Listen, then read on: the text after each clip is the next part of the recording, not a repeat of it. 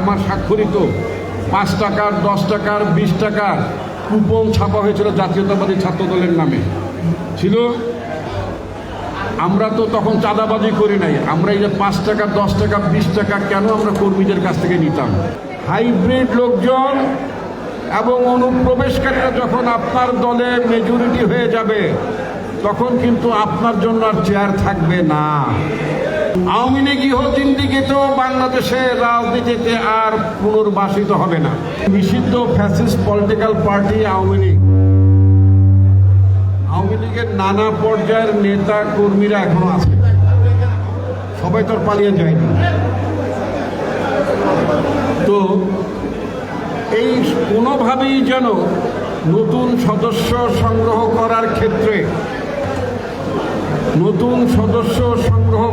ক্ষেত্রে আমরা যেন পতিত স্বৈরাচারের কোনো লোকজনকে আমরা এখানে সদস্য হিসেবে গ্রহণ না করি।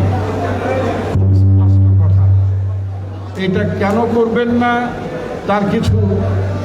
তার কিছু পুরনো প্রমাণ দিচ্ছি। আপনারা যারা আছেন আপনাদের খেয়াল আছে, আওয়ামী লীগের আমলে মাঝে মধ্যে কিছু অপকর্ম হতো। অনেক অপকর্ম যখন হতো তখন আওয়ামী লীগ বলতো যে দলের মধ্যে অনুপ্রবেশকারীরা ঢুকেছে, অনুপ্রবেশকারীরা নাকি এই সমস্ত ঝামেলা বাঁধাচ্ছে। এখন ভবিষ্যতে আপনারা যদি একটা ফেয়ার ইলেকশন হয়, একটা ভালো নির্বাচন যদি হয়, একটা নির্দলীয় সরকার তো এখন এমনি আছে, একটা নিরপেক্ষ নির্বাচন যখন হবে তখন স্বাভাবিকভাবে বাংলাদেশ জাতীয়তাবাদী দল ব্যাপক সংখ্যাগরিষ্ঠতার সাথে সরকার পরিচালনার দায়িত্বে যাবে। এখনই যদি অনুপ্রবেশকারীগুলোকে ঢুকিয়ে ফেলেন, এখনই যদি অনুপ্রবেশকারীরা যদি আপনার দলে ঢুকে পড়ে, এই যে নেতারা সামনে আছেন, এই যে এখানে পুরনো নেতারা যারা সামনে আছেন, আপনাদের উদ্দেশ্যে বলতে চাই, হাইব্রিড লোকজন এবং অনুপ্রবেশকারীরা যখন আপনার দলে মেজরিটি হয়ে যাবে তখন কিন্তু আপনার জন্য আর চেয়ার থাকবে না।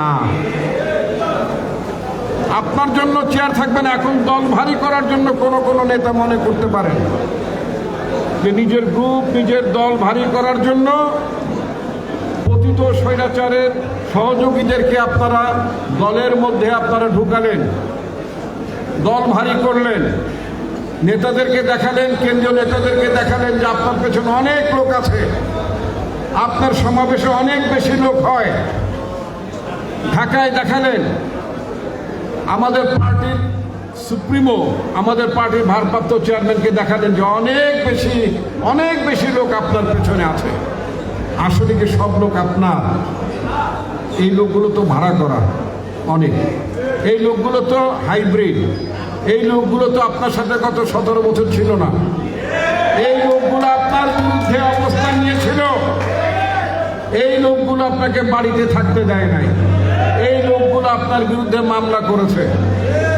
এখন আপনি সামান্য লোভে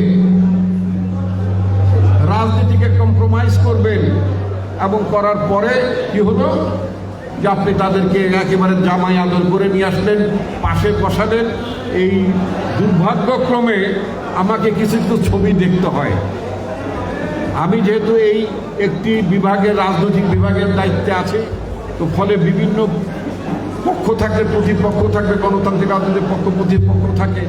এক পক্ষ আরেক পক্ষের বিরুদ্ধে বিভিন্ন ডকুমেন্টস দিয়ে ছবি নিয়ে আসে এবং গোল দাগ দিয়ে আনে, লাল দাগ দিয়ে, বলে এই দেখেন এইটা এখন অমুক নেতার পাশে বসছে, তাই তো বলে এই দেখেন এই যে ছবি, এইটা কিন্তু ওই আওয়ামী লীগের ওই এমপি, আওয়ামী লীগের আমলে ওই এমপি ওই মন্ত্রীর পাশে ছিল। কত সত্য।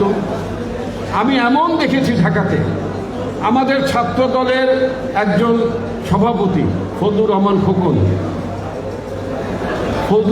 খোকনকে শেখ হাসিনার আমলের সর্বশেষ পিরিয়ডে তাকে যারা লাঞ্ছিত করে যারা তাকে হাতিরঝিল থানায় পুলিশের কাছে হস্তান্তর করেছে, তাদের মধ্যে 1-2 জন ইতিমধ্যে দেখলাম, অত্যন্ত দুর্ভাগ্যের সঙ্গে দেখলাম যে ঢাকায় কোন একটি অঙ্গ সংগঠনের ওই যে নিচে পেছনে ঢুকে পড়েছে।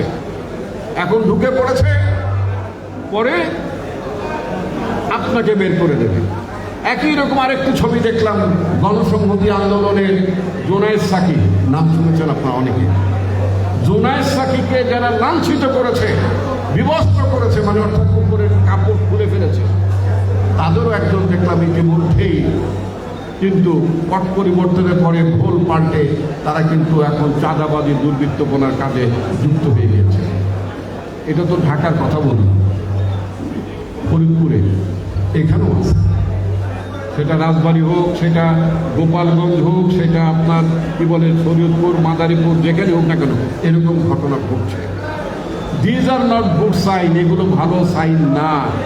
আমার স্বাক্ষরিত 5 টাকার, 10 টাকার, 20 টাকার কুপন ছাপা হয়েছিল জাতীয়তাবাদী ছাত্র দলের নামে ছিল।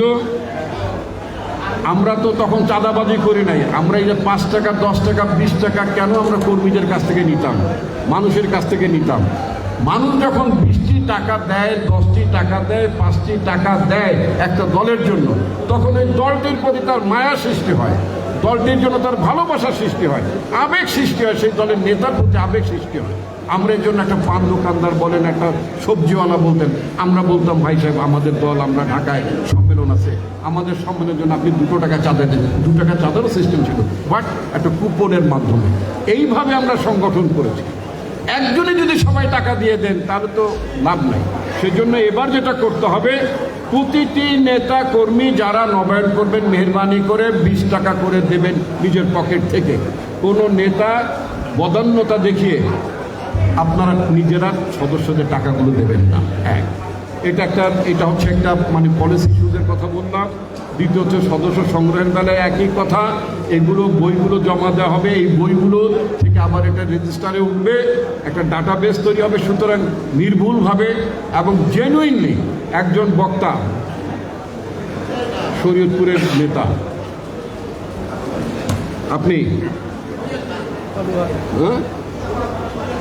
জানি শরীয়তপুরের নেতা, উনি অত্যন্ত প্রবীণ নেতা, তিনি বলেছেন ওই একটু টক, একটু মিষ্টি, একটু ঝাল দরকার নাই,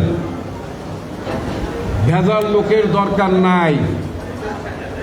জানি যে আপনারা আওয়ামী লীগের 15 বছর সময় নির্যাতিত হয়েছিলেন, মুসলিমও কিছু লোকজন ছাড়া অন্যরা রাজনীতি করতে পারেন, এটা সত্য। কিন্তু তার মানে এই নয় সব মুসলমান করে দেওয়ার কোনো দরকার নাই। 10 জন থাকে, 10 জন নিয়ে চলেন। আর আওয়ামী লীগ ওটাকে আরেকটা কথা বলতে চাই, মাঝে মধ্যে বিভিন্ন সোশ্যাল মিডিয়াতে আওয়ামী লীগের নানা ধরনের ভুয়া প্রচারণা হয়। আওয়ামী লীগ ইহ জিন্দিগিতেও বাংলাদেশের রাজনীতিতে আর পুনর্বাসিত হবে না, ওটা নিয়ে ভাবনা চিন্তা করার কোনো কারণ নাই।